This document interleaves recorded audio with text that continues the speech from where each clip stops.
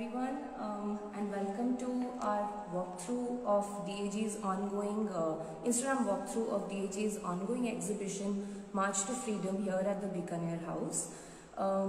So I'll just briefly tell you, in essence, the exhibition is about capturing multiple new aspects of our freedom struggle and our independence, story of our independence, and there are about 8 themes that are presented here, which Dr. Mrinalini Venkateshwaran, our curator, has put together, drawing from our vast collection of 18th and 19th century works through a diversity of mediums to showcase these new aspects and angles of the very common story that we've been reading and used to studying about, or while growing up, etc. So the idea of the exhibition is to encourage you to come and see these new aspects and form your own understanding by delving into these artworks about many untold aspects that that accompany this narrative of our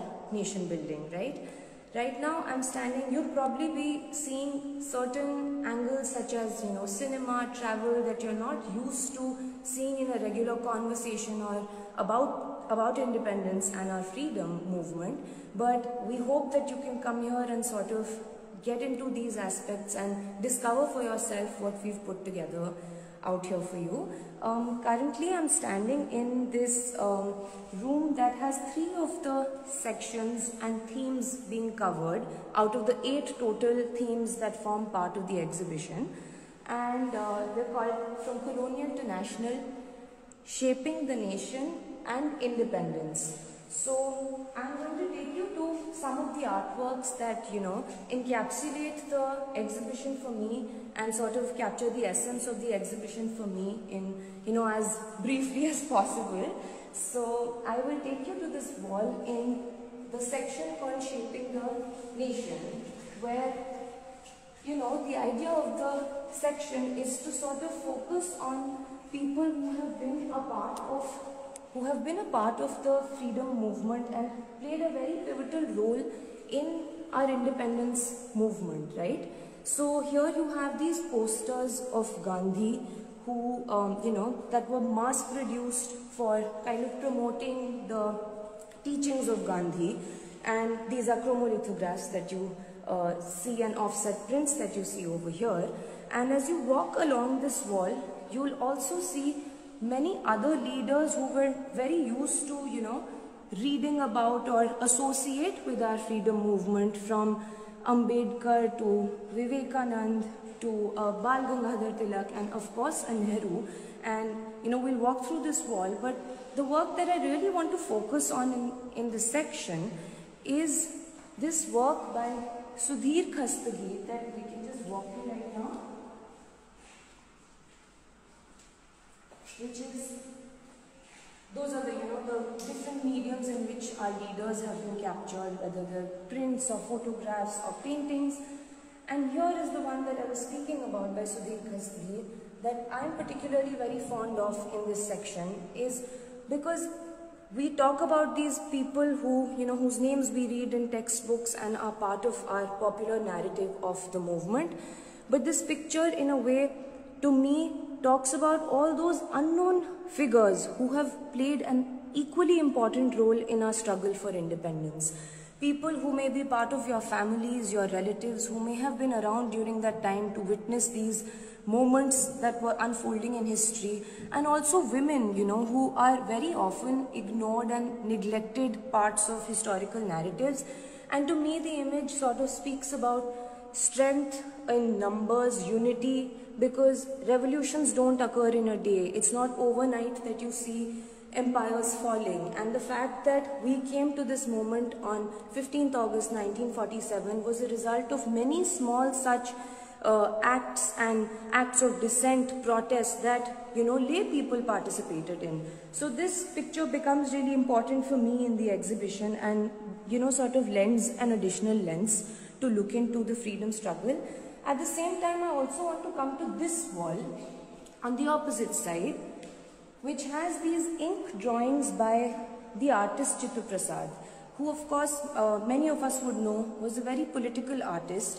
And here through these drawings, for me, he's sort of capturing the, more popular sentiment of the lay people who were, of course, not making the decisions but facing the brunt of a lot of the decisions that our leaders and nation builders were making, right? So these are satirical works that talk about our politicians and the politics of the time and very aptly capture the sentiment of the common people, and also in a way, the freedom of expression that Chitta Prasad is using through his art. He's using it as a tool to kind of stand for people and their lay people and their day-to-day lives and what they feel about what's going on in their own country. So I think that sort of again juxtaposes very nicely right against these leaders whose portraits etc. that I just showed you through this. Now if we move forward in the rest of the remaining section, this captures the final moments of our independence and the whole idea of it being a very celebratory moment, a joyous occasion where works like these by Haran Das and K.K. Heber have been used to capture this whole joyous celebratory sentiment, and of course these idyllic scenes and landscapes. But what's really interesting again to me that adds another layer to this conversation about our independence and the final moments of us gaining our freedom are these more hard-hitting works that I would like to show you on this side, such as this one by Satish Gujral. It's called The Share of Memories.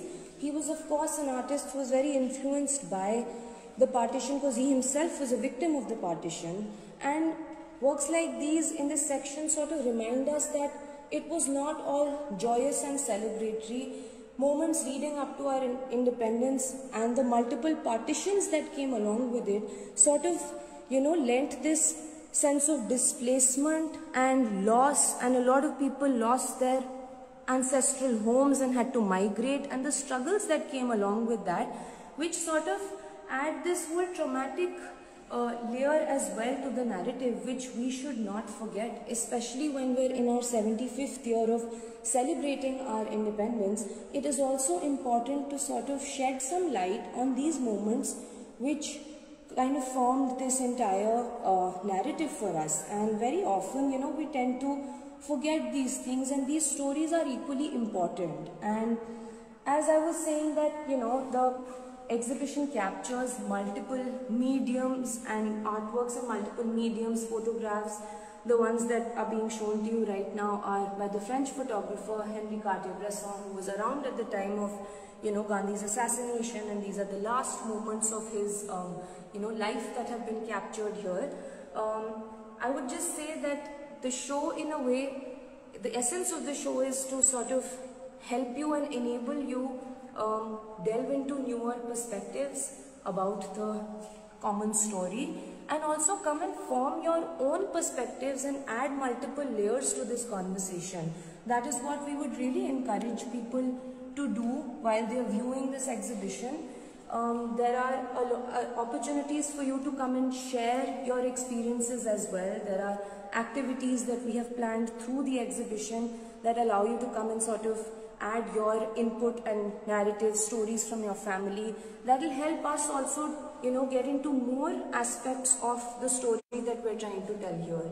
And I think that in itself is entirely the essence of the exhibition for me, and we're here on display till the 28th of October. And we would really encourage you to come and watch the show, come and in fact tell us what you think, so that we can add those perspectives to this enriching conversation and make it even more enriching for everybody. So that's that, and thank you so much for joining us today. Have a nice evening.